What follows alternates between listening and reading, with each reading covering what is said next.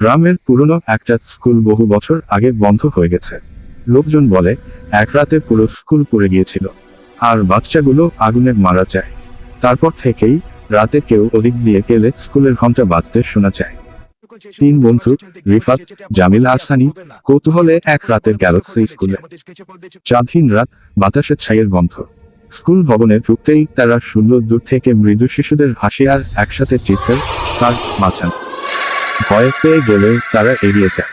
ক্লাসরুমে গিয়ে দেখে পুরনো বেঞ্চগুলো এখনো ঠিকঠাক আছে, আর বোর্ডে চক দিয়ে লেখা, আজ ক্লাস চলবে রাত 12টায়। 12টার ঘন্টা বাজতেই সব জানালা বন্ধ হয়ে গেল। হঠাৎ লাইট চলছে উঠল, আর 3 জন দেখে ক্লাসে সারি সারি বাচ্চারা বসে আছে, পোড়া শরীর, কালো চোখ। একজন বাচ্চা দাঁড়িয়ে বলে, স্যার আজ আমাদের হোমওয়ার্ক কেউ চেক করবে না। সানি ভয় পেয়ে বলে, চলো এখান থেকে। কিন্তু দরজা বন্ধ।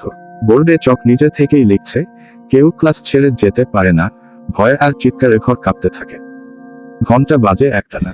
পরের দিন সকালে গ্রামের লোকজন দেখে স্কুলের দরজায় 3টা জ্বলে পোড়া জুতা রাখা, আর ভেতর থেকে আসছে ছোট ছোট বাচ্চাদের হেসে ওঠার শব্দ।